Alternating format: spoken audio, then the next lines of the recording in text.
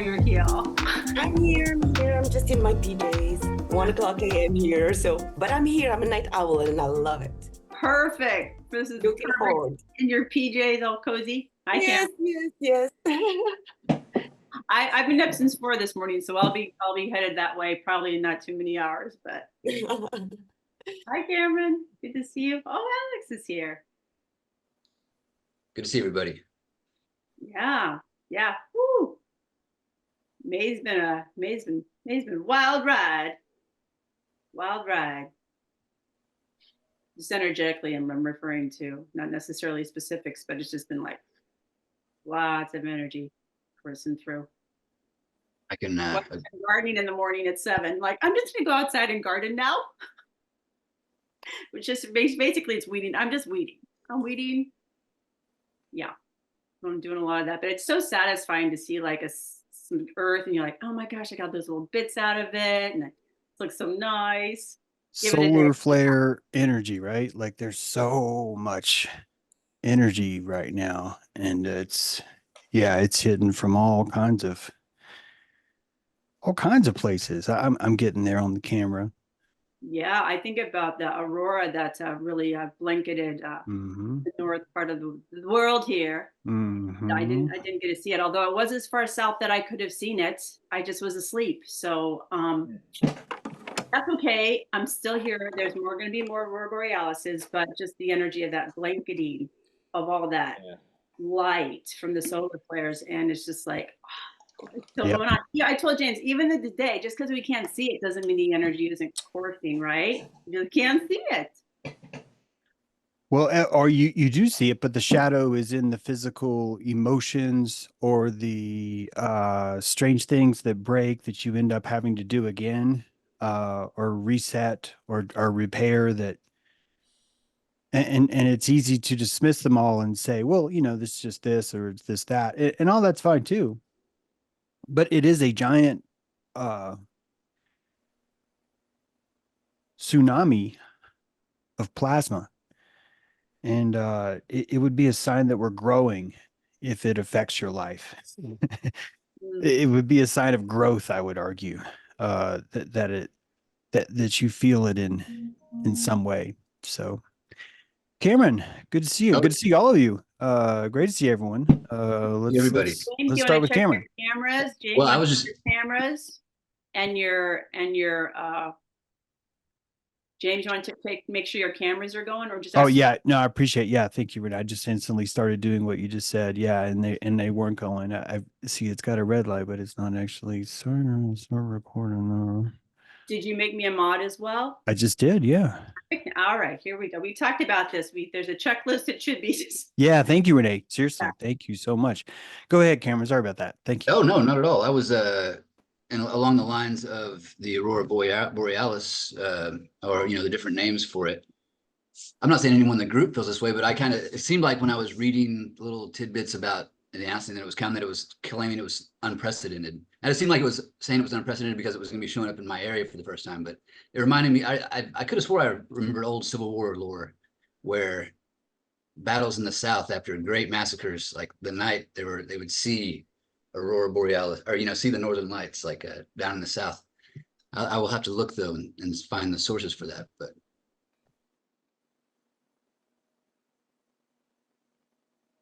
you're on mute, James. Yeah, sorry. I was just like going, holy shit, that's cool as fuck. And yeah, if you find any of those sources, send me. Not that you even need to, because just even saying it is it's just freaking right on. Yeah. I was muted, so it wasn't even worth repeating. Sorry.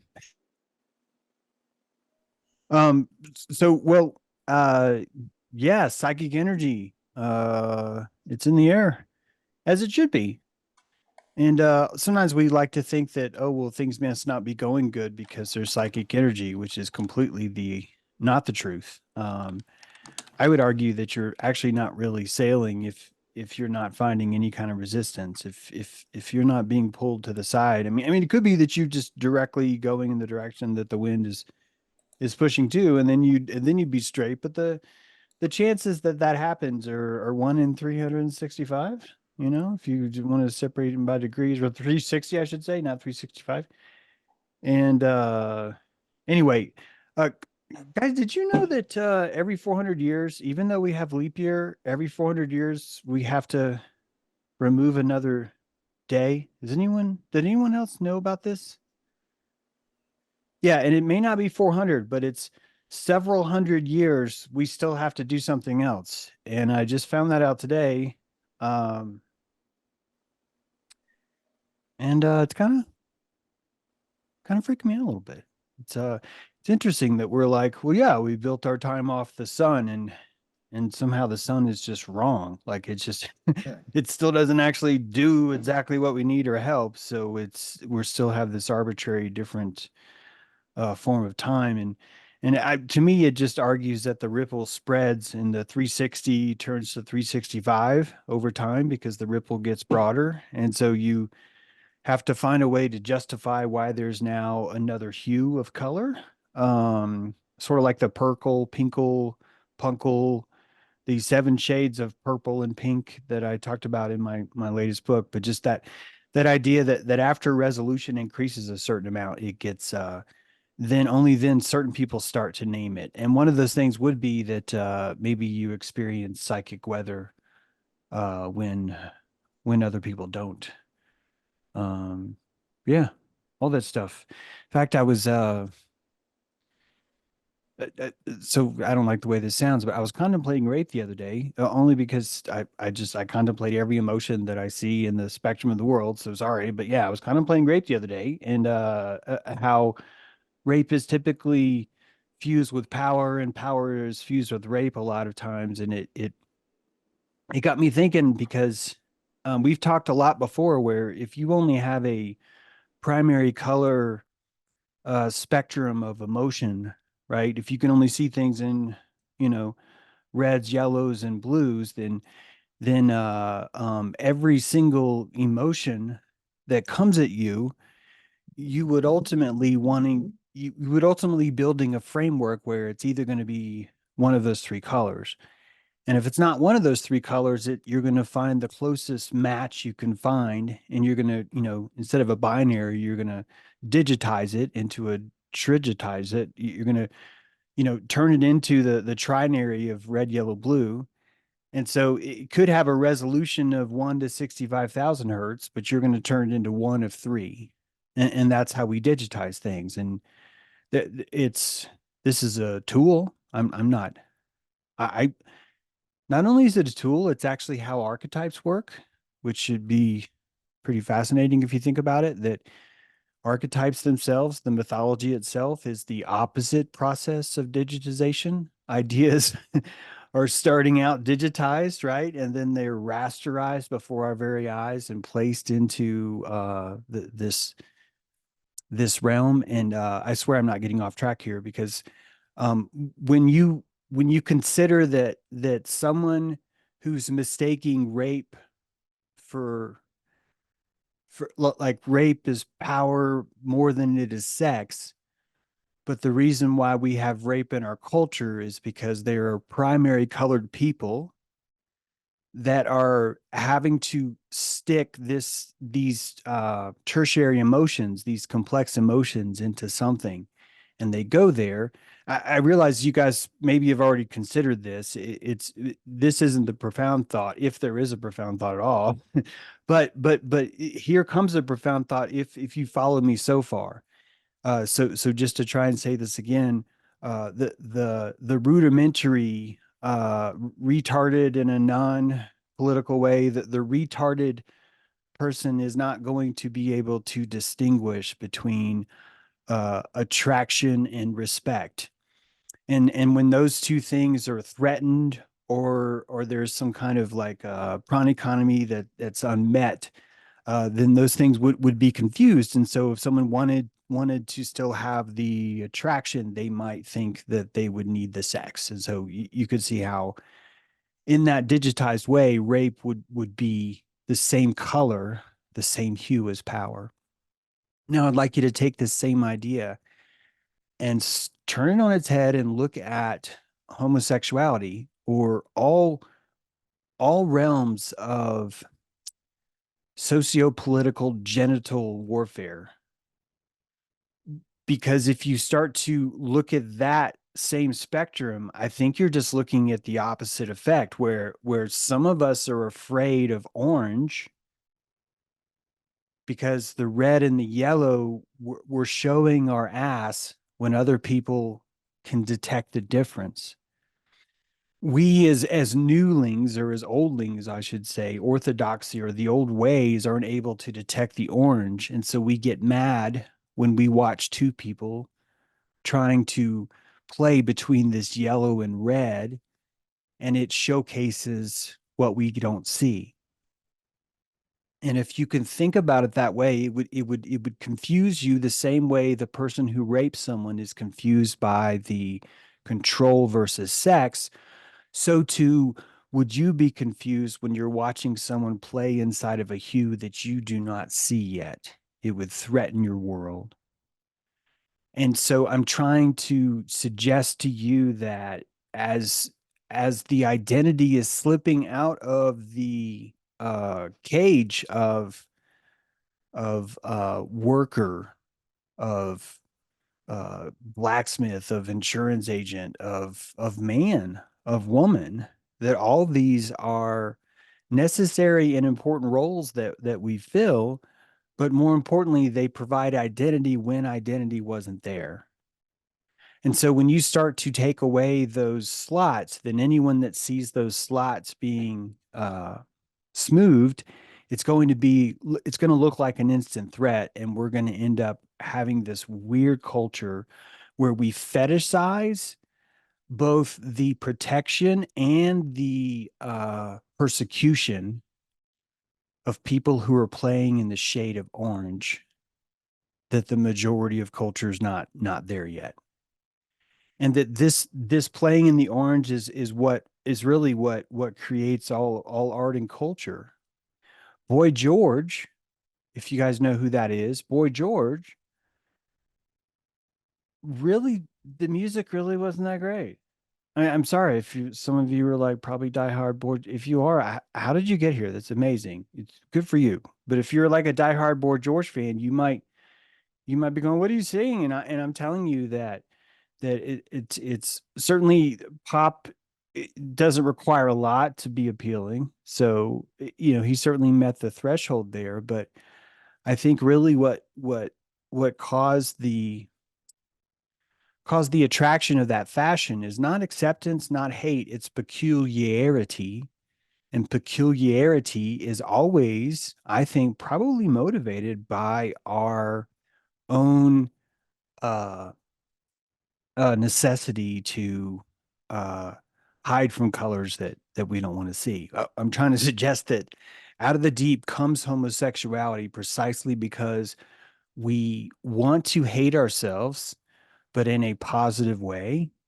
And so we've developed the idea that, well, we can hate our own genitals as long as we worship the genitals of the opposite sex. And this works because we create children out of it, thank God. So it's like, it's reproductively very profitable to have this idea. But it also allows us the shade to build this self-hatred into the idea of hating people that might actually be in love with their own genitals. It's a very tricky psychology, and I think it only works because of the oranges of the hues of that people don't see. I feel like I've just lost everyone, and I'm sorry. I swear to fuck though, this makes a lot of sense to me. I don't really think this is word salad. However, if I'm mentally telepathically hearing you guys think that, it's okay. It's not the first time I've been told that. But I do think that at the root of all fetish, at the root of all things that make us titillate, is always going to be this kind of prana economy, this sort of like under misunderstood thing that needs to be brought to light. But the only way we can bring it to the light is to find the thing that we are most peculiarly embarrassed by, and then make that the main thing. And so that's really what ultimately motivates fashion. Fashion's always going to be the thing that's so over the top that the person who's trying to wear it is actually lost in it themselves, because it's really the peculiarity that they become. I really want to hurt you, James. I don't want to hurt anyone, Ray. I don't want to hurt anybody. And if you guys have feedback on that, definitely let me know. Cause I'm not trying to turn you pro gay. I'm not trying to turn you anti-gay. I think that we are here to compassionate society in every single part, including those who set themselves on fire. And most of the time, when you look at why someone is persecuted, it typically comes back to what I just tried to explain. There's a orange that half the world doesn't see. And the people that don't see the orange deep down really do want to see the orange, but they're mad about it. And this is how they get what they're mad at. They persecute the color orange so that they can look at it more. It would be the same as saying, I am vehemently against any of you being homosexual. And every single time that you come here for a show, I'm going to remind you about not placing a male genital in your mouth, or if you're a male, or a female genital in your mouth if you're female.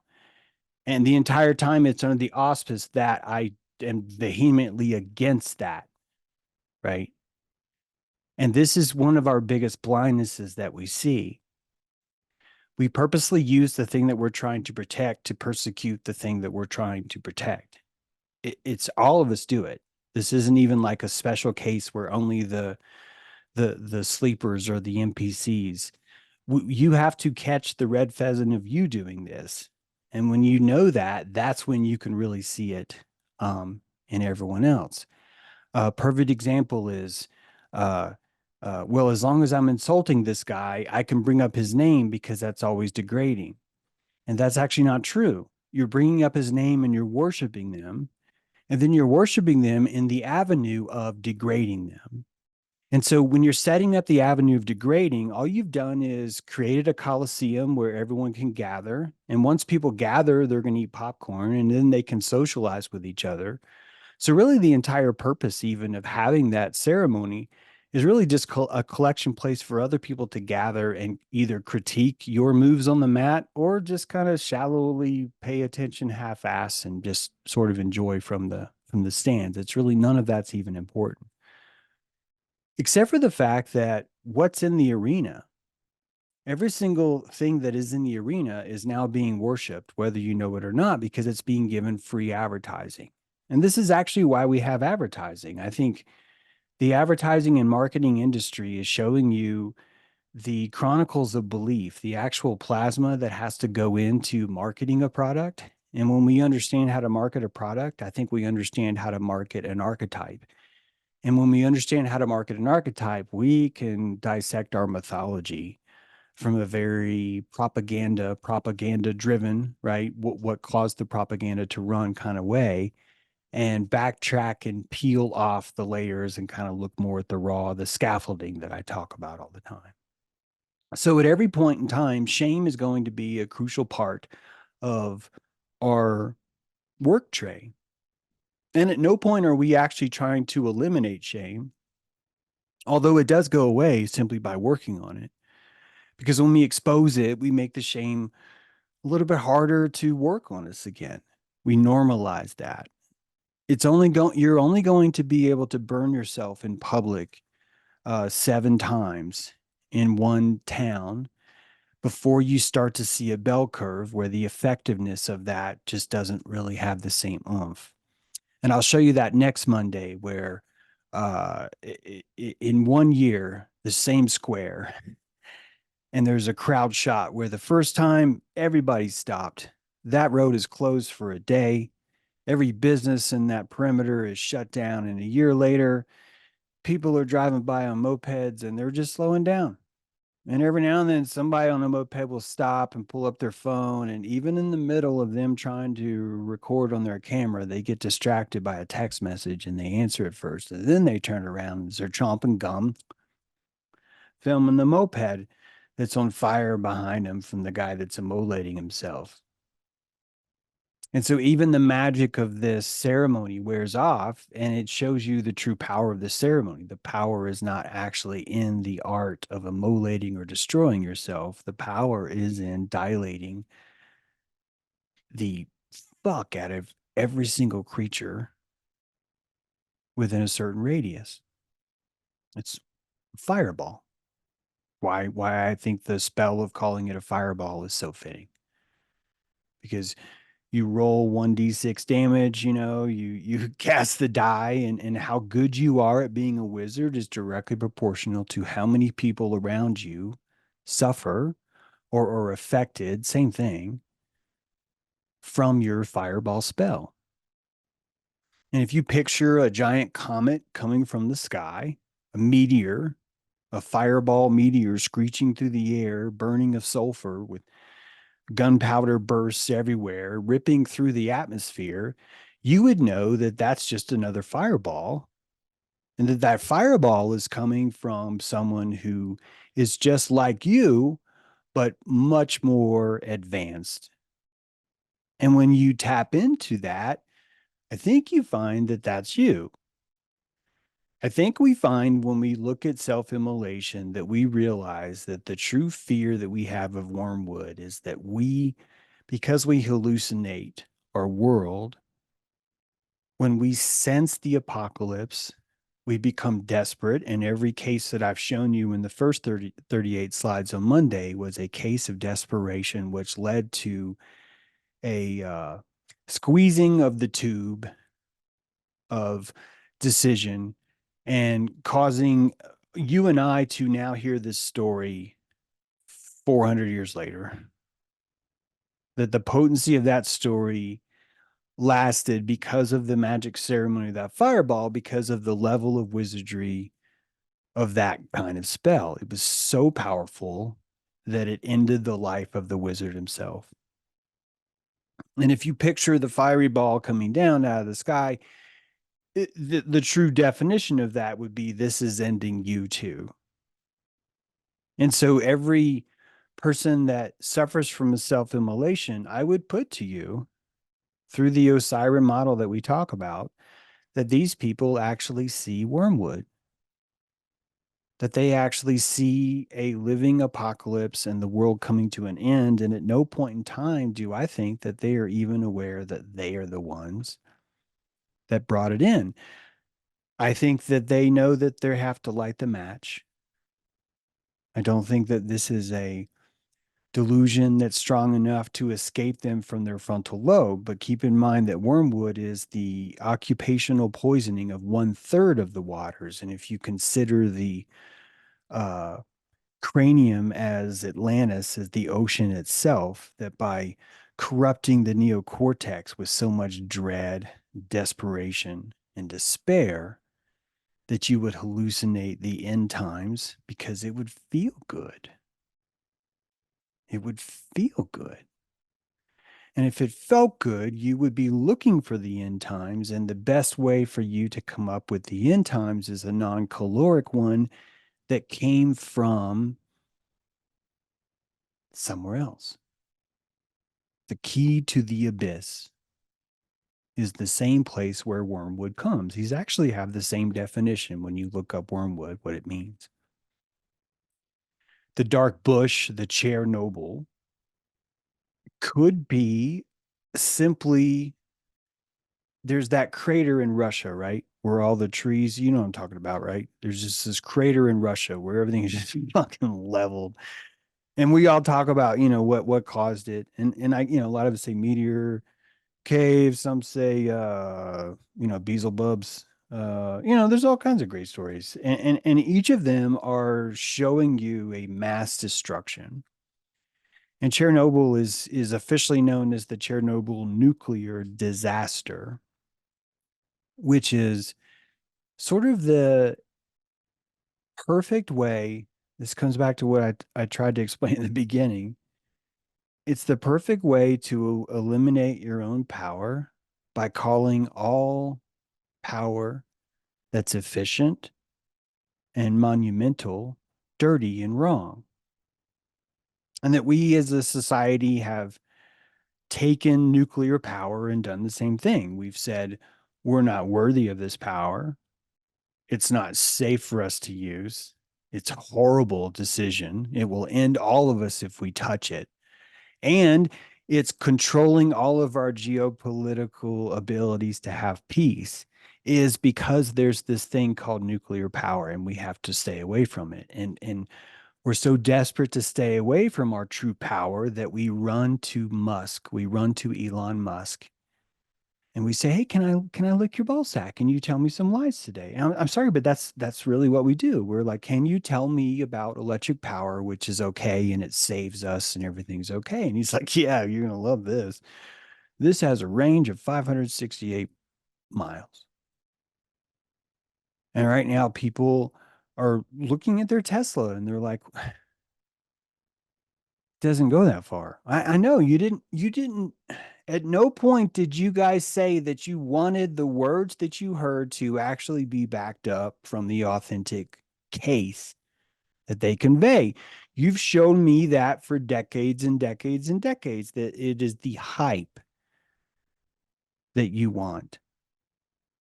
It is the hype that all of us want when you realize that you are living in a symbiotic kiddie pool, you know? So all of us are in this church. And if we know that, we can start to look at our own shame and really understand where the big juice is, where the real power is, where all the energy actually is. Like, if we could have nuclear power, be a whole other world going on right now. If we could listen to BP and say, "Hey, it turns out we're not running out of oil because these guys fucking said so."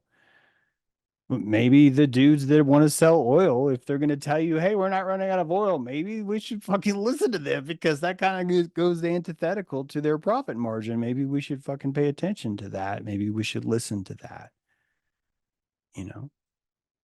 But if that leads us to our own power, then we can't. If we find more power in that, we can't, because that power is going to make us uncomfortable and we're going to have to find a way to sabotage it again. And so we shame ourselves, we embarrass ourselves, we create whatever we need to bring us down to a shitty level and worship something under the auspice that I'm not worshiping it, I'm actually attacking it, because it gives us that facade to kind of lick some taint, you know? What's the order here? I think Zerolith, go ahead. Hey, James. Yeah, thanks. I was thinking all the way back with what you were talking about with the whole controversy with the genitals, with rape, where you started, and I was thinking to myself that there's probably a significant connection to this thought and your revelations in Ark of the Baphomet. I don't know what it is, but I thought I'd just cite Ark of the Baphomet for you. Um, and I was just thinking to myself about how that does make sense in it as something, as a place that your mind would go if it's kept lost and astray in that particular sexual psychology when you're growing up, and you have to have a foundation that is, based on a very private part of your life, and therefore is going to have plenty of things developing in the unconscious, which a person needs a very, very safe environment just to go through the therapy of reconciling all of that, so that way they can get back to having something normal and healthy. You were talking about how the whole attacking thing, that really was making me think, because I'm kind of past my rage and all that now. Since the event, I've kind of integrated everything, going through the healing, and found an equilibrium, and my feelings, my thoughts on the matter are shifting, and so I'm laying back more so on speaking the names that I had been speaking out of the necessity of my emotions, my need to express and witness and get it off my chest. Because the last thing I want to do is become all about that. It would be a complete waste of my talent. And I happened to be eating popcorn when you said it, so I pulled out the bag of popcorn and had a few bites. Anyway, thank you, James. Yeah, thank you, Joe. I think even if we choose to To me, it's not about don't degrade. To me, it's about don't unconsciously degrade and then try and say that you didn't know. Find out why you degrade.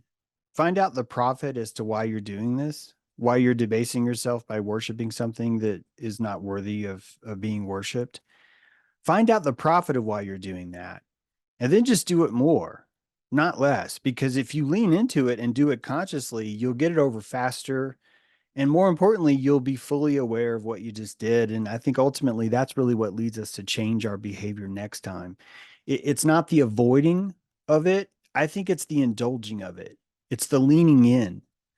I think that ultimately teaches us that lesson because we get to see just how bad of a decision it really was without the inhibitions of saying, oh, this is wrong. Because then if you're not actually even able to truly taste what it's like, you've still denied yourself the sacred fruit, which I think is a really clever tactic that you're using so that you could return later when you know that you're consciously don't have the willpower to do it now. So, uh, it's going to cause evil. Yeah. Yeah. It's going to cause evil. What I'm suggesting to you is to lean in and say, yeah, man, fucking steal that transformer. When I was a kid, I was told I couldn't play with toys and I stole some transformers from a toy store. And I'm glad I got caught. I'm glad that I was ashamed. I'm glad that I bit that. I'm glad that I got to play with those toys for a few days and they were just covered in smut. I'm glad all those things happened. And so that evil that occurred was directly the sacrifice. And you know what? Those people that own the toy store, they were already mad. Don't I owe it to them to profit from that madness? If you steal bread to feed your dog, fucking feed your dog. Then go pay for the sin, right? But feed your fucking dog, man. Like at least do that. Otherwise, you're going to feel that you're being punished for something that didn't happen. And you're spoiling the whole thing again. I know this is why people call me Lucifer, isn't it? This is exactly why. Cameron, go ahead. Hey, Stephen, I know you don't need to be told to lean in, just like you don't need to be told to keep going. But that's exactly what you keep doing, and I respect that. I noticed you said you were past it just now, and if that is where you want to be, I think that's an improvement on what you said earlier today in your live stream that you were over it. Because I think you wanted to mean that you were past it, but you said you were over it. And as we've discovered before, you catch a lot of flack when you're over the target, which I think that's where you want to be. So, or if that's where you want to be, lean into it. You're already leaning into it. You don't need to be told. I raised my hand, James, to if you don't mind. I was wanting to talk a little bit, or if the group doesn't mind. I was wanting to talk about your work on immolation and how it's kind of been working in my life just over the last day. If Ray's who I think it is, he has an uncle with Alzheimer's, I believe, or with dementia that he's working with. And I was wanting to talk a little bit about that myself, although I've mentioned it a few times and it's heavy and dark work. But I'm dealing with that with my mom, and it kind of superimposes over everything that goes on in my life. And thank you, Ray. Thank you. I could even have the name wrong. It's not the Ray that I was thinking. Yeah, it is Ray, but and also it's different Ray, but still very valid. You talk about imminence. I'm sorry. You talk about immolation as the key to the abyss, and with this motif of the wormwood. And if we could say that immolation was sacrifice, I feel like that's, and I mentioned this to the group before as well. I feel like this is what my mom is going through. She is over at my house, able to exercise with me, but her medical timeline is coming to an end. Like the medical timeline she was given when she was put on her medication is coming to an end. And she's going to go into hospice as a healthy woman, or no, I'm sorry, not a healthy woman, but with many symptoms of a healthy person, because she is a woman who meets the parameters of someone who doesn't have the volition to survive anymore. So her life will be taken. Before this condition, she insisted many times that she would take her own life before before putting herself to the indignity of needing our care, especially as it came to incontinency issues. But she's gonna have, but it proves that she has to face that, before she can get there anyways. Like she made, and I don't want to sound too hurt by the system, because I really do believe this is just growing pains. That's just part of the transformation. And I feel like my mom's, and I'm a huge part of her inability probably to rationally cope with the way the world changes. But she, I just, her time's coming close to an end, even though she can do body weight squats with me. She's only 62, and she's now 12 years into this diagnosis. And she has a history, again, that to me is, you raise a family and without a real plan afterwards, and maybe you end up on sleeping pills and, or not, I'm sorry, not sleeping pills. Muscle relaxers. But it is too much information, except for that. And I've already said but I just, your work on immolation has really helped me to see that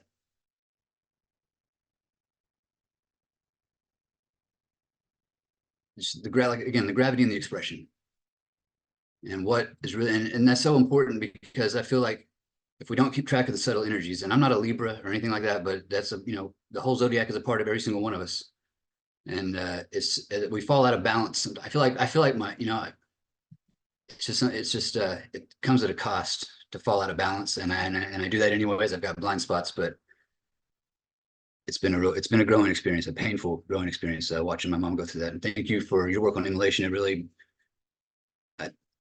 you're a meaning maker, James, and it really helps me to make more meaning out of the situation. Well, thank you. Yeah, I've been really moved by this whole topic, and just all the stories, which I haven't even shared with you guys yet, but there's just Bertrand Russell, pretty famous, not just a philosopher, but really just just at the forefront of logic and reason. And when his granddaughter set herself on fire, I think it was in 1975, you watch all these worlds. Like, you would hope that his world fell apart, like his entire worldview fell apart then. You would hope so. And I hope that people pay attention to these, and at the same time, I'm constantly reading people that are mad and angry. It's more first world people that are angry. It's more first world Western, not Western it's first world white dragon that hates it. First world black dragon is fine with it. The first world in the East is immolation, is like, your dude is thick James True now. Thick James True now. And it's not even James True. It would be like Thick Knack Son or something. And it would be whatever caramelization all of you decided that I best was immortalized in as a result of this change. Everyone else decides your name after that point. I don't even fully understand the mechanics of it, because it's not like a formal, you don't get to be like, hey, I promise if you do this, you're going to get, the saddest stories to me are that moped guy. The saddest stories to me are the Buzazi, this one guy, really, really famous guy in the guy that did it a week after, inspired by him, and he survived, and he just fucking hates the world now. He hates the decision that he made. And more importantly, Cameron, this kind of was what I was trying to say. It's just taking me a while. More importantly, I think you really understand the power of the Osiris idea of this cosmology when you realize that if you try and do this, someone's going to throw a fucking bike at you. Like they're mad at you. How fucking dare you stop what you're doing right now? And though they won't shoot you in the head, and I've got video where the cops are like, "Well, I can't shoot him. What do I do?" It's like you put him out, and it's like, and you really nothing else shows you the intricate hypocrisy that we all showcase power every day. The importance of life, what we place on it. And this is not, I know you guys know me, so you know that I'm not trying to denigrate. I'm saying that it's so great that we get to see that I'm going to throw a bike at this guy that's on fire. That's what I'm going to do. Because he's a zombie. Just saying in this guy's head that threw the bike, right? This is like this flaming guy is part zombie. This is video game. He's trying to, set everyone else on fire. This display of pure raw power is about trying to eliminate me. That's what it means.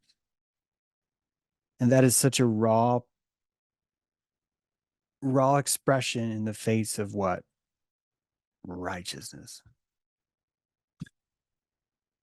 Like flaming fucking righteousness. And you have to call it righteousness, I think, during the self-immolations I'm talking about. And I know there's a lot, especially with the Jahar. I hope you saw how fucked up it is that a 15-year-old girl can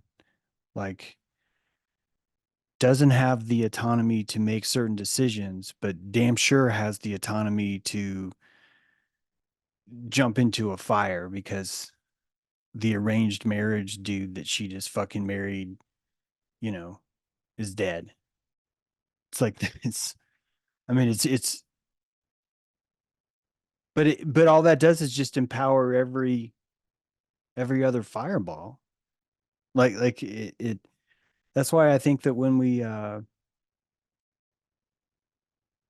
this Russian lady, she's kind of like a Russian Liz Crokin. Her name's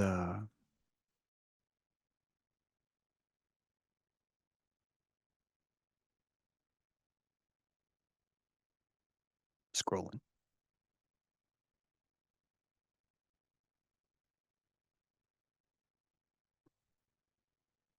I don't know where it is. I don't know where it is, but these oh yeah. What was I going to say? So the lady, I'll show you her story later. She like a sort of like a truther, but for Russia, and trying to expose the government, deep state, stuff like that. And she sets herself on fire and, you know, gets like 15,000 likes on Facebook. A lot of people come by and, pay her homage on her social media account. And the city where she did that is the place of probably the very first self-immolation that was recorded in Russia. It's the same town. And I wish I'd spoke more Russian because there's 48 incidents where one or more people sometime in the hundreds have set themselves on fire 48 different times. And it's all in this geographical region. I'm not saying it's central to Chernobyl. It's not that dramatic, but it's around this same area. And this same area, got hit with an eclipse, a comet, and just the number 1666, all in the same year. This one area. And then on top of that, they're being told that the Antichrist is coming. And then you got Prince Nakhon comes to Moscow and says, this is the new Jerusalem. And if you believe in the Antichrist, you're looking for someone who's coming in trying to declare that what used to be is not. And so you have a fire triangle, and no one is stopping anyone along the way, even when they could. That it would have been very easy for Ivan, Prince Ivan, to sit down with Nakhon and say, "Hey, dude, I don't. You're fucking high." And when Nakhon asked these things, it wasn't necessarily even unexpected. He was warned about these things. And so you really start, this is why I think we can see what's happening now with more clarity, because you see the possibility for a Pied Piper, and more importantly, you see the egregore saying, "Yeah, let's let it rip. Let's see who falls for it. Let's see who falls for it. Let's see who's ready, who can handle something as simple as an eclipse, a solar eclipse, a comet, and just the fact that the calendar says 666 on it." All at the same time. And with Princeton, let's see how everyone handles it. And you know how everyone handles it? Not so well.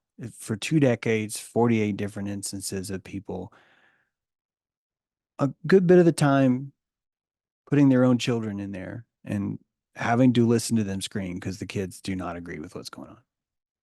And this is how I handle it. And when you watch body cam footage, you see the same thing.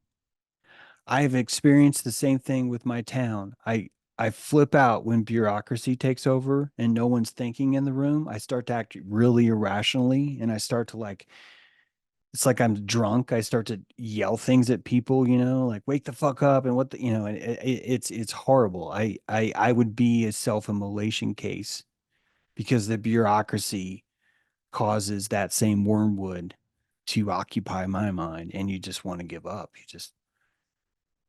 So it doesn't take much. And when you start to see that a 15-year-old is probably just going to be pressured into just jumping in the fire, even though they don't believe in it, even though they don't want to do it, because they start to do the math of what life would be like to not, how much shame it would bring around on their family, what a missed opportunity it would be that you didn't do something like this. And so many of these cases in Vietnam it's the brother does it, and then the sister who lives 100 miles away does it 4 days later. And you would think that when you picture your brother setting himself on fire, you would have no choice but to picture what that would be like, the pain. And so it would make you want to do it less. In fact, if anything, you would feel like, well, I don't need to do it. But that's not the case. This is a contagious, highly contagious thing. And we're never going to be able to talk about it because it enters into the realm of spontaneous combustion based off torque, based off your personal position, where you're at in life. And one of the reasons why I think we deny school shootings is because we don't want to admit that there are people out there that are having such a hard time, because it would make our shitty complaints superficial. And we can't have that, man. I stubbed my fucking toe. I don't need to hear Nicholas Cruz bitching about his problems. It's, you get it. Cameron, go ahead.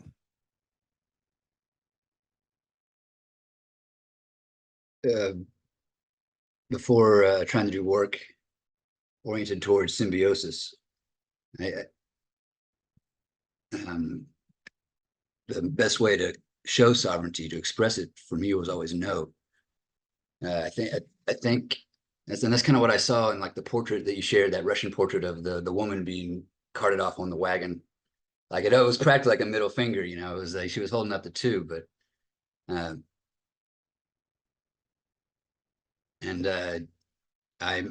Ray mentioned something about, or he was inquiring about the power of something like that done in private. But I would say, like, the power of doing that in something in public, like you said, it is contagious. I mean, a man probably feels like he was an effigy before he saw another person burn. You know, the growth that must cause, just the pain of it. That's all. James, what do you make of the suicide that is intentionally made private? I think that you're looking at a flower, the lotus has bloomed in that person, and that their inner life is thick enough that that they could that they would end it privately. I think it's probably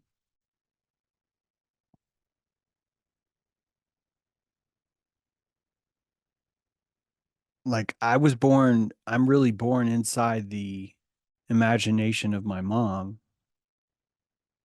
like because I came from an egg that's inside of her, right? And that egg was with her pretty much the whole time. You know, that egg was there waiting to open and pop, and then inside of that would be just a blossom of my mom. And my mom is just a blossom of her mom, right? And the blossom of hers. And so all of us are all of not you, sorry, no offense, but all of me and these women I'm talking about are the same tree. And as you develop a thicker inner life, and one of the ways I think that you would prove that your inner life is more important is what Ray's asking, which is like a self-immolation privately. I mean, first of all, there's a lot of reasons that would get you there. So I'm only talking about one. I'm more talking about the ideal one where you're consciously making that choice, not where you feel that you don't really have that choice, such as if you're terminal or if you know you find enough dignity to you find enough courage and dignity to take yourself out because you know you're about to lose the ability to take yourself out. And so Isn't it would become important to do that privately because someone's just going to fucking stop you. Someone's going to throw a bike at you. because the flame is practically heresy. Yeah. Yeah, exactly.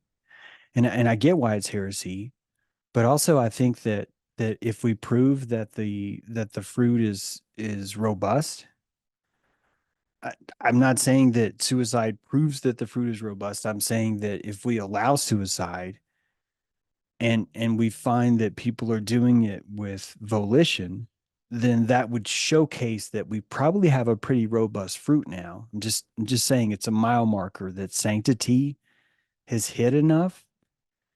I'm not saying let's encourage it. I'm just saying it's a mile marker. It just shows you that we've passed the waypoint of sanctity to where it's not survival that's so important to us, right? It's comfort, it's importance, it's feeling, you know, it's comfort on a much deeper level, contentment. And that if we notice that now the berry doesn't need to survive, it needs to be sweet. It needs to bear fruit. It needs to fulfill itself as fruit. Then we can start to do something that I've just been starting to do lately, which is to look back at my tree, the one that none of you are on, and to start to understand the epigenetic weaves that exist and why they're there and why I'm bent in a certain way and why my brother's bent in another way and my mom's bent in a certain way and all those things and why there's certain parts of the tree I don't see is because they're completely wrapped on the other side of the vine that I would not be able to see from where I sit. And so there's stories that I don't know about different generations. And really, not knowing those things is just as enlightening as knowing those things because it's showing you the shape of what you look like. And I don't have the ability to talk to you guys about this kind of stuff because it's so personal, not in like a I'm an embarrassed way, but in a there's no way that you would understand because it would just take too long to explain. And to prove what I mean, and I don't mind that this sounds silly, I've really found a lot of comfort lately understanding that my biological father and my biological mother were so deeply in love, and that my mom's biological father was so against that love that the family dynamics in my family now have been curved by the gravity of that fucking light. And I don't expect to make sense or even to follow the details. And I don't want you to follow I would appreciate if you would ignore the details because they're none of your fucking business. But I'm really trying to reach out to you just to explain what I mean.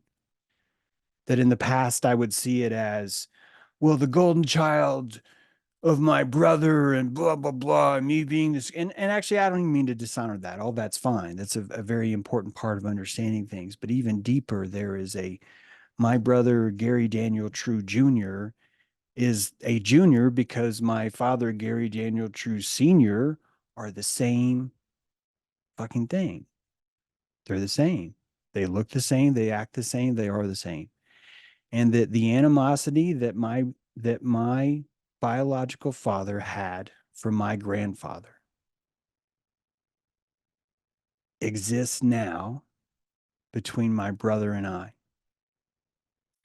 And that when I think this way, I look back at some of the things that I feel that my brother did to me. I said, I feel because it's none of your fucking business. And I'm not trying to insult anyone. I'm just saying some of the things that I feel that my brother did to me, I now have found just a huge amount of compassion for that I've never been able to see before.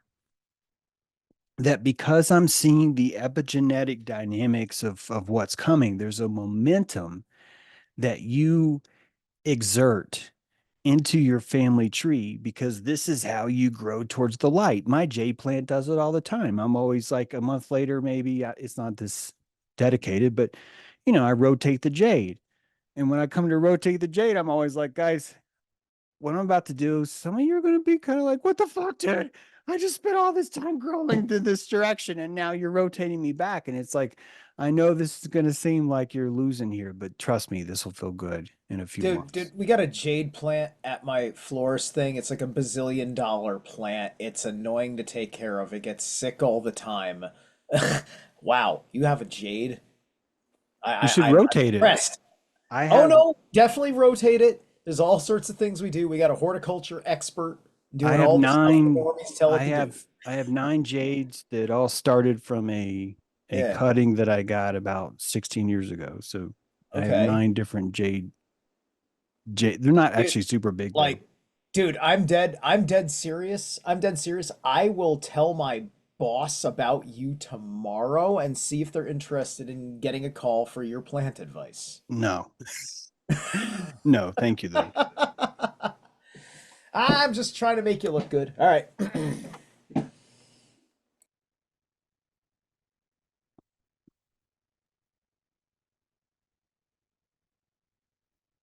Well, I can't even remember what I was talking about.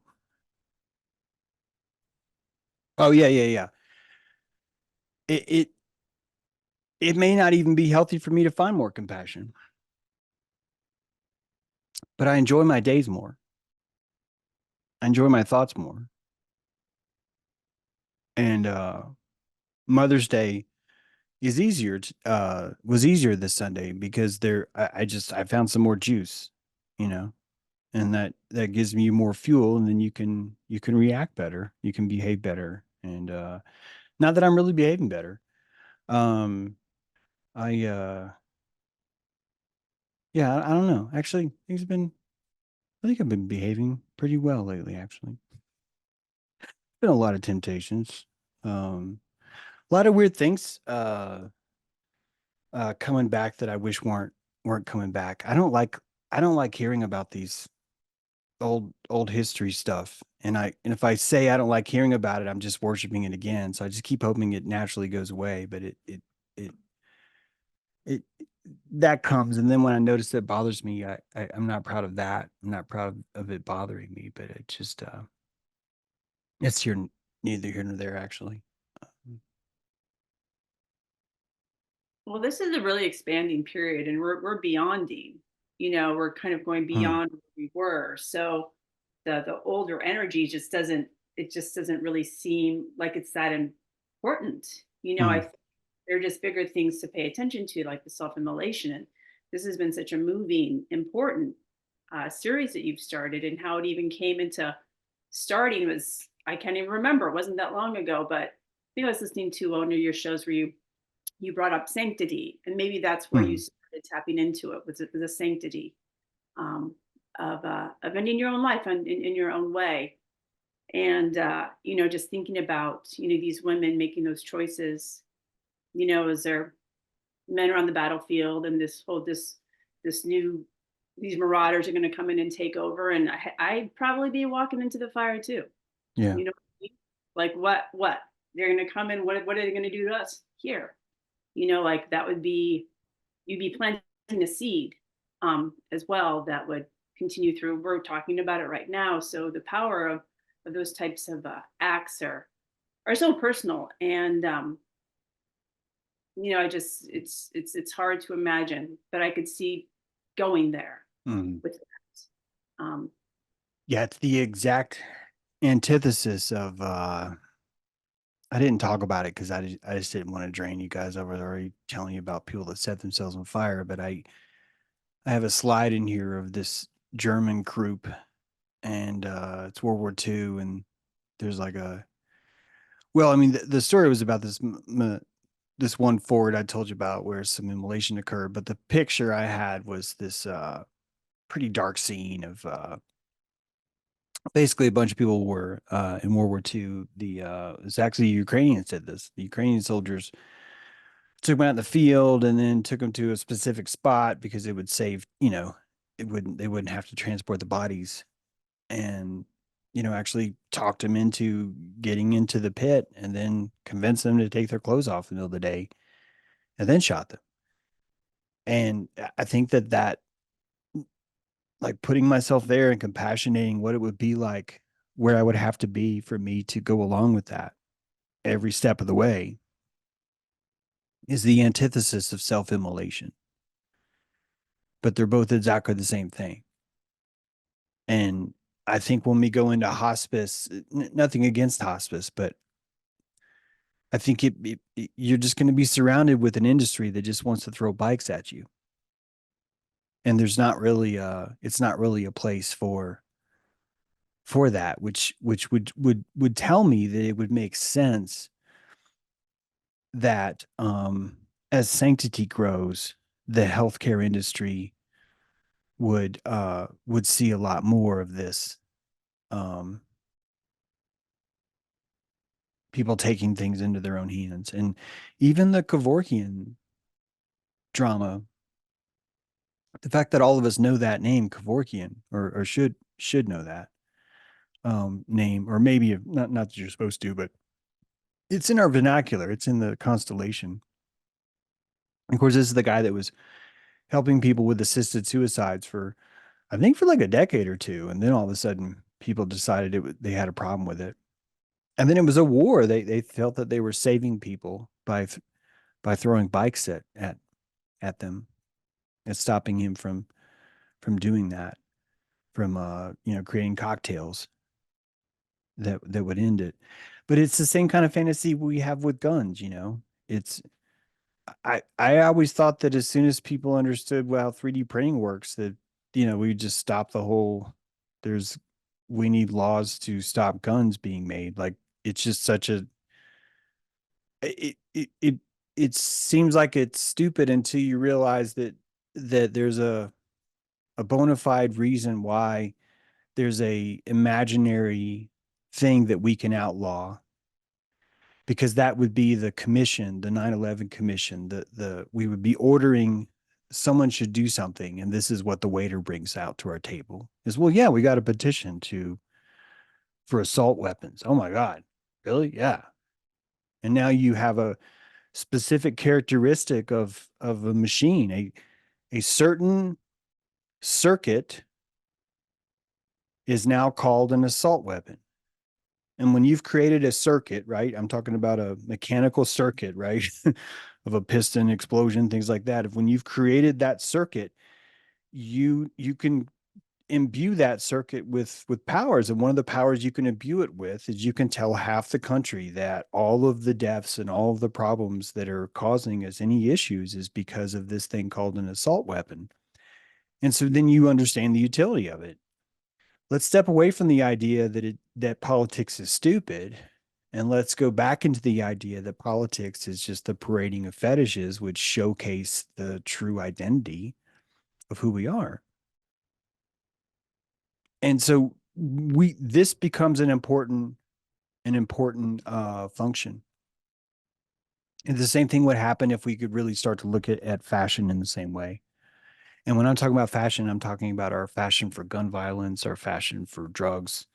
I'm talking about which drugs we have a fashion for, which drugs we don't. Why is alcohol legal? You know, the separation of class 1 through class 5 felonies and what constitutes each one of those being there. And then well, I'll say this one more thing, because tonight I think I'm saying things that maybe aren't going to make sense. When I watched that Padmini trailer that I played Monday, that actress, I know that her eyes are open. I know they are. But if you watch that again, it looks like her eyes are closed, and that painted on her eyelids are what it would look like if her eyes are open. And I know that Jack Sparrow, Johnny Depp, that movie, that's like I hate that it might get lost in the superficiality of that. But if you don't know what I'm talking about, picture that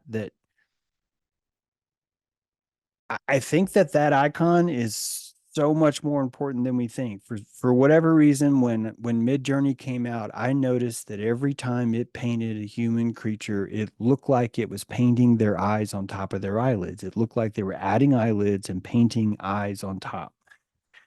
Just the way that it shaped their eyelids. And if you believe in magic, if you believe in uber wisdom, I think that all of us are painting ourselves with our eyes closed because our eyes are closed. And the reason why our eyes are closed is because it's our smell. And that our primary eye, our first eye, right, is just this seeing the smell of things. And it's quite natural that we would paint our eyes because we're itching at the truth without knowing that that's where to scratch. We just do. And I think if you start to look for this, I think you'll see it too. And all these archetypes are emerging. It's new territory on the field. It's new things. And so fetish is really your only way to find the radar for it. That's why I've been talking about gender stuff lately, because that's what everyone's doing. So why not look at that just deeper, and compassionate it for what you think it could be, I have to say, I never thought about when you said loving your own genitalia. Like if you're a gay man, you love your penis, you love another man's penis. And I for some reason that just hadn't come together for me as being such a interesting way to think about it. You know what I mean? Like I love my penis so much, I'm going to love this same sex penis just as much as I love me, and that being the orange. It's just I'm still processing it. So I well, really there's two things there. Yeah. Number one is homosexuality would be the only instrument that someone who's struggling to build an inner life, but who could not, they could pull homosexuality off the shelf and it would just be the perfect fucking tool, like the perfect fucking spell to develop an inner life is to do something that everyone around you says is wrong. And this is when we build our first secrets. This is why we do things wrong. Yeah, you do things wrong and you can haunt yourself forever from it. Yeah, you can do that. But also what you do is when you haunt yourself, you hide yourself from what you did because you're ashamed of it. And when you hide yourself from what you did because you're ashamed of it, it's because you like yourself and you don't want to think badly. So the whole root of shame is the emergence of self-love. And if you don't have the ability to feel shame, to incubate your self-love, then it won't go. You'll be in Hefner's mansion, and you're bleaching your butthole, and every part of you has been exposed and photographed, and there's not one piece of cellulite that you're ashamed of, and you're vapid as fuck. You're completely empty because there's no self-love.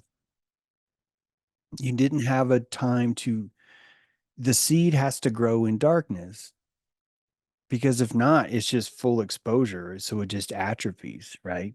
So you end up with what we call a narcissist, but really it's just someone that hasn't had that ability to grow.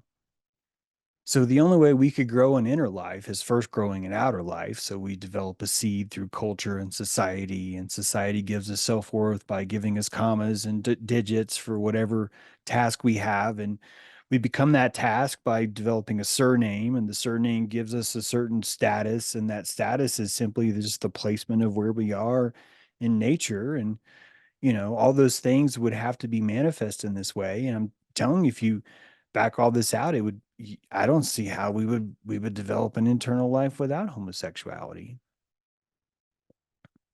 The same thing is true of being a Luciferian. All of Christianity was built off the persecution of the bureaucrats who felt that they didn't like what you're doing. Why are you privatizing yourself? What does that really mean? If Rome's saying, why are you privatizing religion? That is the exact footprint of I've developed an internal life. And you know what? Rome's not even like, don't develop an internal life. Man, Rome wanted you to fucking grow. I know Rome wanted you to grow because so many of you fucking grew from it. We sprang from the fucking boobies of Rome because that's what Rome was trying to do. It was trying to do that. It wanted you to remember it forever. It wanted you to worship the egregore of Rome. That's why we still have Roman numerals. It's just like fucking worship Priapus. 1, 2, 3, just all this stuff is just based on that. And so it would have to earn that propaganda. And the only way it would earn that propaganda is by giving us the milk and honey of that civilization. And that civilization created a patriarchal system that literally allowed you to grow. Wouldn't it make sense if we felt that we had too much power, that we would start to denigrate the very system that got us here? Wouldn't patriarchy be a bad word only if we felt that we had too much power and we wanted less?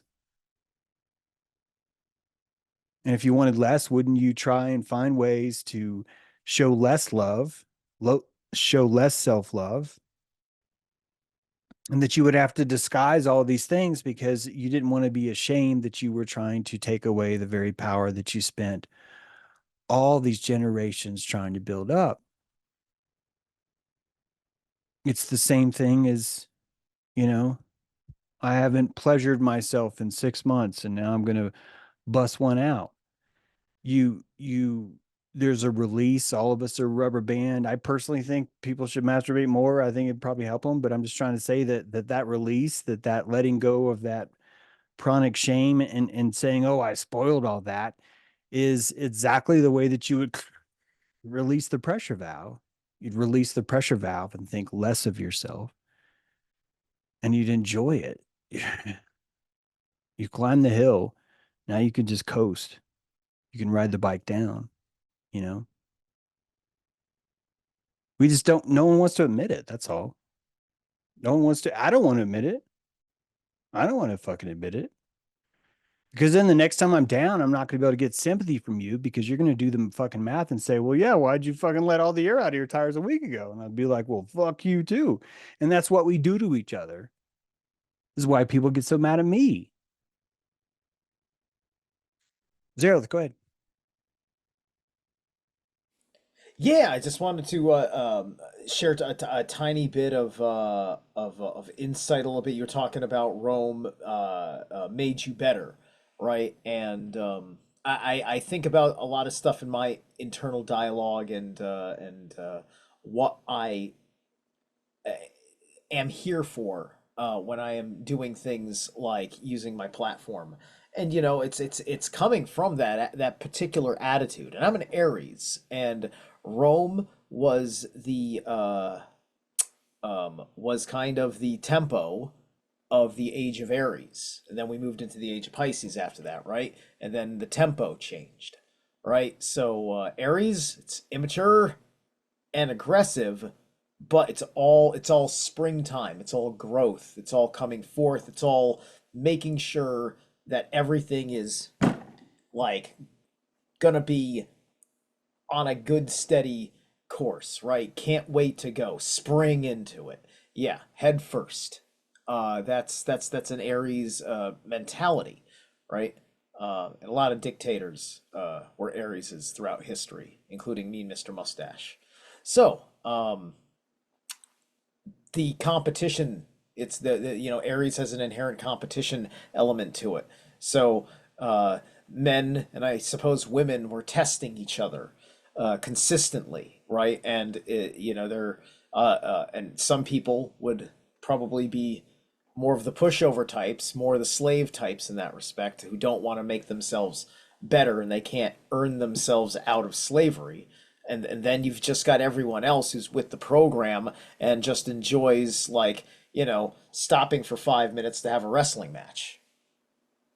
Then that was like the culture, the baseline. Anyway, thank you. Yeah, a lot of us can a lot of us do actually, but it's more of a dance, so you can't really like judge. I mean, there's nothing wrong with judging, but I'm just saying it really is a dance, and like epigenetically, I'm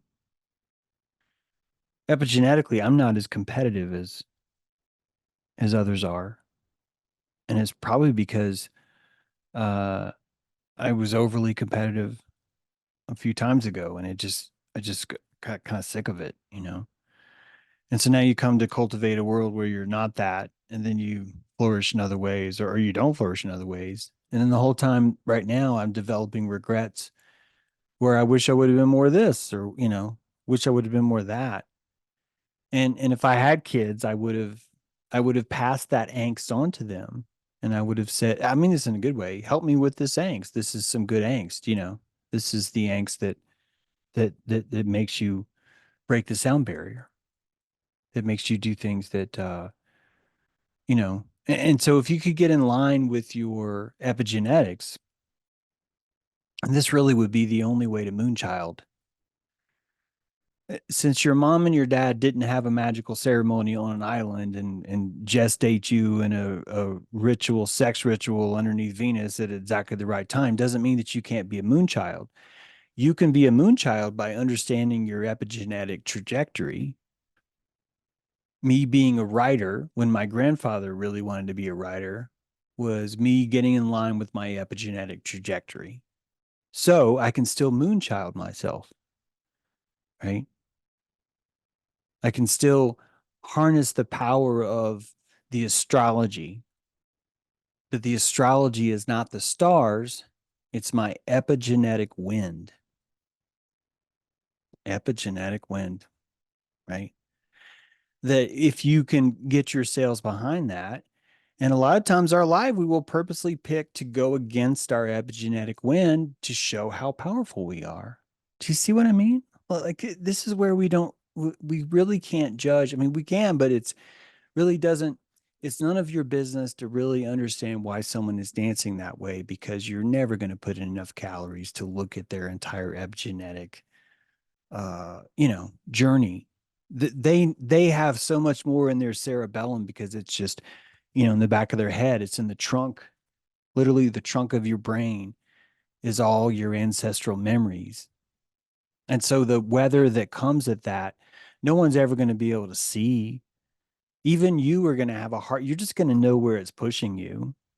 And so really, you don't even really ever have to know what it's like to be in line. You just follow your heart, and then you notice that either you are, see, I think we're always growing though. I don't think any of us are. I think it's just easy to judge someone. As a perfect example is like the just awful case of like someone who's like super successful and then they have a child and then their son like inherits all that success and then everyone says, oh, that guy was a fucking disaster because they weren't there, you know, and like what a saintly way of being crucified is to inherit all that expectations and knowing that there's no fucking way you're ever going to fulfill that. There's no fucking way. And still trying to live a life anyway. Like that's really, really powerful growth, you know. And the growth is only going to be recorded in here lies Jacques Bungle, you know, Jacques Dulay the second. He was a vagrant. He didn't pay his taxes on time, you know. Meanwhile, his dad, what a fucking hero, you know. And that is a dance. That is a way of going. If you can look at your alcoholic friends the same way, you can. You can look at them the same way. And you can tap into the compassion that it would take to want to stalwart or to distract yourself with witnessing someone else who you're pretending to be against, which is alcohol. It's like, yeah, tell me again how you're against it. And you have a much better relationship with this person if you can really just embrace their dance. I didn't say dance with them. I just said embrace that this is what they want right now. It sucks, but this is what they want. And I this is why people this is why I'm not a anyway. I goes back to what I said earlier. I think if you lean into that, I think you can drink and lean into it and not drink anymore. I think you can. I know it's hard. I think you can though. Cameron, go ahead. I don't even know if I would be able to do that, by the way, but I do think it's possible. I think it's a psychological 4-minute mile that we're waiting for us to solve, if that makes sense. Cameron, go ahead. You think of when you say the 4-minute mile as I think of yeah, finding new realms to proliferate, new precipices to brink. You mentioned growth, and you also to me brought up imagery of the tree, and I hope I can use the tree. It's so amazing. It never seems like too much of an analogous stretch for our situation. But James, you long ago, one of the had mentioned the original definition of wicked, or what it was originally used for, and just to describe the way a tree grows as it chases the sun and the moon and just the whole weather of the world, and it's another term that people don't enjoy trying to like, but just like this dark work, the family tree is a wicked tree that and I love mine. And So glad you brought that up. That's such a perfect, yeah. And we don't want to fix that. We want wicked to be viewed as decrepit and bad. We want it to be that way because if you are learning to go wicked, you are building an internal life and you are carving those foundations that you need to carve alone. And that's where that's the red pheasant, that's where the really good stuff happens. So yeah, even God, man, I know I told you guys that one dude that just, he said he worked at SpaceX and he was just all these things and you just, he's in he's just in over his head. He just really wants to keep his girlfriend impressed and his parents impressed. And he fucking kills them. He's just like, guys, I just need you to be impressed with me. And the only way you're ruining it for me, and we have to fucking kill you now, because if you're dead, you're not going to find out that none of this is true. And yes, this is how the world works. This is how everyone's world works. And it shows you all the triumphs that you've taken lightly when you've done the right thing. It's shown you what a good thing it was, and you didn't realize just how much oomph you had in that moment. You take it for granted. You only know it when you're like, oh, here's a guy. What happened? Well, he said he worked at SpaceX, then he killed his parents. Why did he do that? He didn't want to find out. Wow. Yeah, talk about what is hidden. I mean, that was so hidden from everyone, what he was trying to pull off there. And oh my gosh, I guess that was the outcome, to not be find out. Talk about going so hard into a delusion that you can't step back. Mm. And I think this goes back to association. I sort of tried to mention this to Zerlith last time because I'm just not enjoying all these names he keeps bringing up. And I accused him of associating too much into other people's impression of him. That you decide that the identity of who you are is based on how someone feels about you. And that would be the opposite of a strong internal life. And so, and this is okay. There's nothing, you want a strong outer life. There's nothing, this is the only way to make berries. And there are parents that only have an external outer life, and they're raising children that for the first time ever have an internal life. And that only means that they're doing something right. Like it just means they're doing something right. Right. So you really get to trust the process. You don't have to, you get to. And when we trust the process, man, it really does really just enlighten things in a different way. Like David Weiss, this is the last name that that Zerlith brought up to me. I've had to edit the last 3 airships because Zerlith brought up other people's names, and I've spoken bad about them, or I don't really want to talk about them, and I've just been like, oh, let me edit this out. And now I'm saying the name myself. Fair. But it's a good example.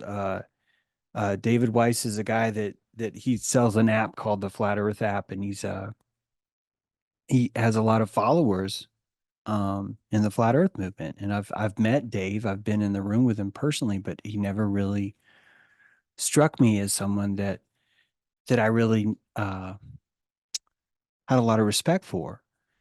And he's very personable. He's got a lot of charisma. He's very creative. He has a lot of talents. He's successful, but I don't have a lot of respect for him because it just feels that his internal life is directly proportional to how people feel about him, no matter who's in the room. And so he tends to say things that are more oriented towards that. And I think these are important skills to have.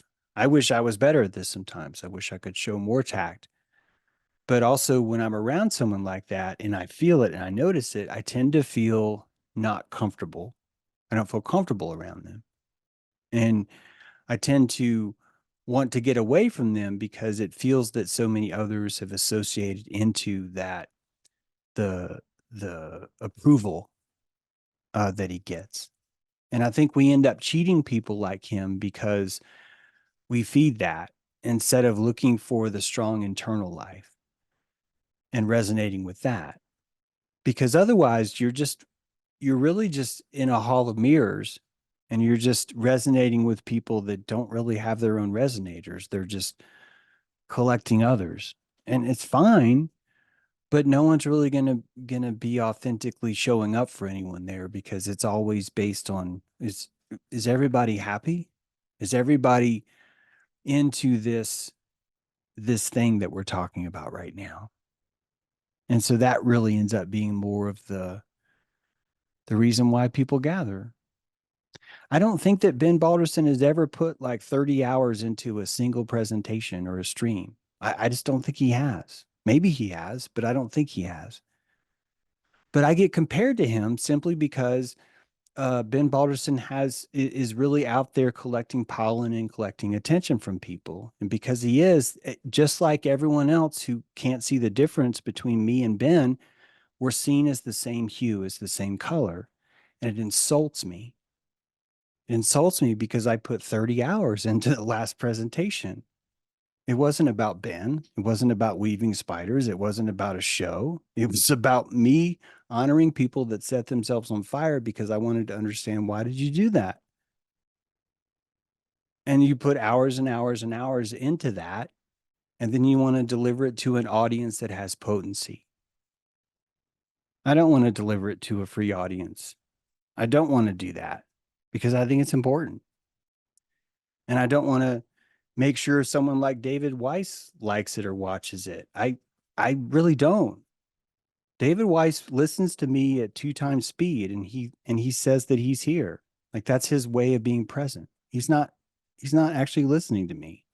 He's gathering what I've said so he can go out and talk to other people and just interact with them.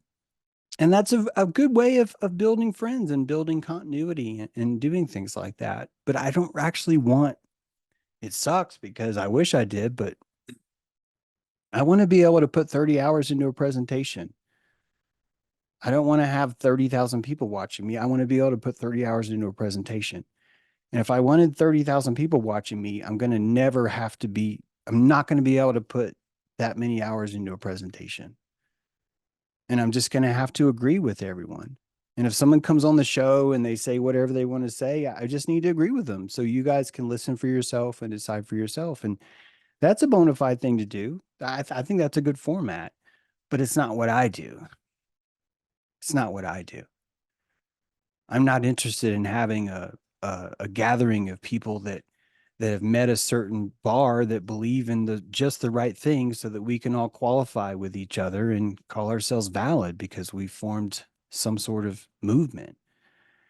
I don't mind movements, but I'm not interested in harboring or building or even funding or feeding one. I really want to selfishly spend 30 hours wondering why people set them on fire and try and present that information to you. That's all I want to do. That's why you watch me repeatedly unpopularize myself by removing people from the group that are making that hard. David Weiss makes that hard. Ben Balderson makes that really fucking hard. People that talk about those people as if they do what I do makes it really hard. And having to wake up and go back and hear that Sark probably heard you say my name, and now Sark is looking around, and now Asa, one of the three girls from last summer, joined Patreon yesterday. And then you watching all this other bad email come in as a result of that. And then knowing at any point someone's going to watch the way I behave and go, why are you not being nicer to that person that just threw a flaming bag of shit on your door? And me having to explain that. And so it's I'll tell you, I'm nervous, Sarah, because I don't know if you're going to make it, because it's just, it's dragging me down, man. It is dragging me the fuck down. And if I had more calories, I think I'd be prouder and I could do better, but I've lost so much time. Maybe not lost, but it's just such a buzzkill. It's been so personally intense for me, and I didn't expect so much from you. And so, you know, I could take a break. I'll still be contributing, like still be subbed on the Patreon, but I can take a break for you, man, because you did something great for me, and I'm just here to be supportive. That's all. And I'd rather relax, you know? And anyone else got anything?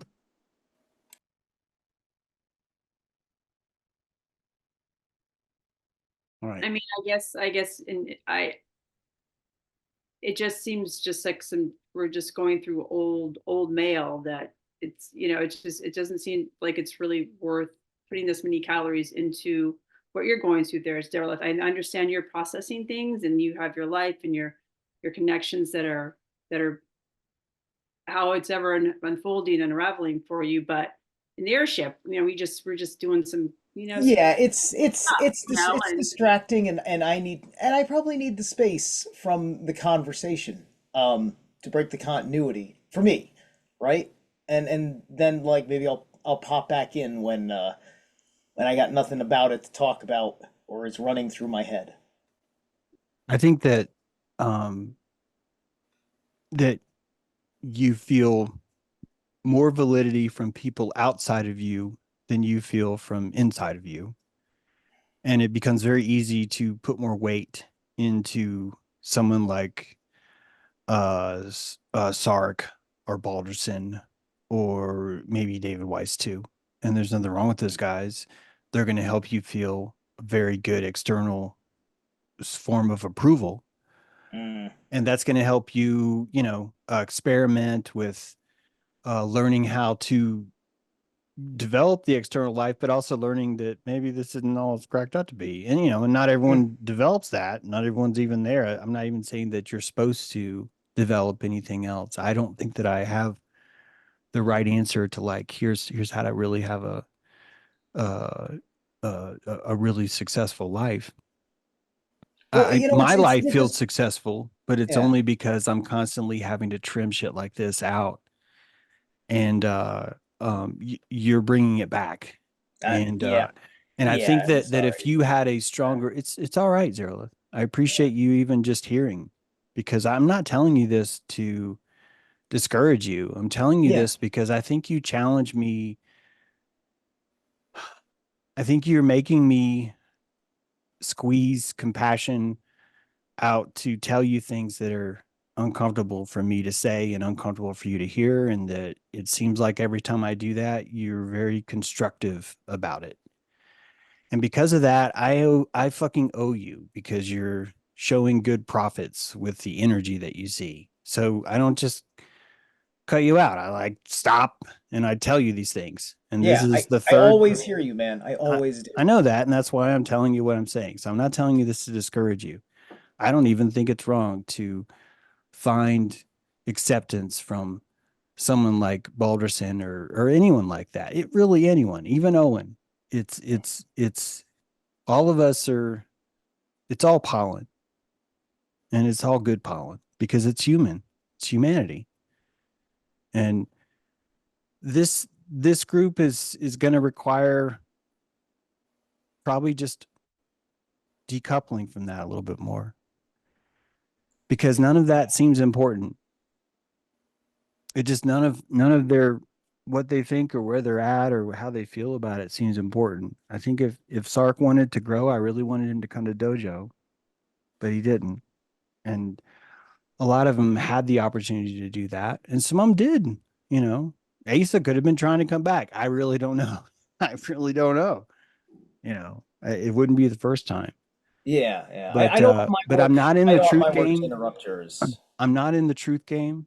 I'm not interested in being looked at or compared to long time people that don't put the time in to what they're talking about. Not even that you need time. If you put out a good quality show and it doesn't require any time, that's fine with me too. I'm really doing something specific, and it's very orange. It's not yellow. It's not fucking red. It's orange. And there's not a lot of oranges. So I don't want to change. I want to be more orange. All right, guys. Let's see anyone's got any final words. I'm not saying that these final words. I don't know what else to say except for Monday school will be going into the hey, there's Alex. I've been wondering what your face looked like, Alex. Now I know. This is good. For some reason I just saw the name. I know you've been here before, but I just read the name. So good to see your face. But yeah, Monday we'll do the next time. Anyone have an issue with that 5 p.m. time? Is anyone not into that time? If so, you can tell me. Okay. So I'm thinking Monday we'll do the 5 p.m. Wednesday. I'd like to keep this time 7 p.m. And then this Friday, I don't think I'm going to be able to do an airship, because on Saturday, I think it's Saturday. I really hope you guys will join us. I'm not saying that he needs it, but I think James could use your subscribing to him. And our own James is another James. We are having a talk on his channel. I I don't have his link up handy, or else I would give that to you. But that's going to be Sunday at 1:00. Me and James are going to talk. So I'll post that up. So we'll do Sunday. That'll be in the afternoon, and then Monday, we'll do Monday school again, and we'll go from there. All right. Any final words? Any final things? Sounds good. Sounds good. All right. Thank you. Yeah, good to see everybody. Let's unmute. Say our goodbyes. Wonderful to see you. There's Thomas. Yeah, good to see everybody. Thanks for being here. Thank you very much. Thank you. Everybody. No. Good Bye, job. everybody. Thank you. Thanks, everyone. Hello, Mo. Hello, James. 00 the D. 00 the D. Who's that? I mean, that's okay. That's me. Yeah, 00 the D. That's my name from YouTube. I Okay. just kept it here. Yeah. All right, I'm cool. Well, good to see you. All right, guys. Take care. See you next time. Bye. Hi, everyone. Bye. Well,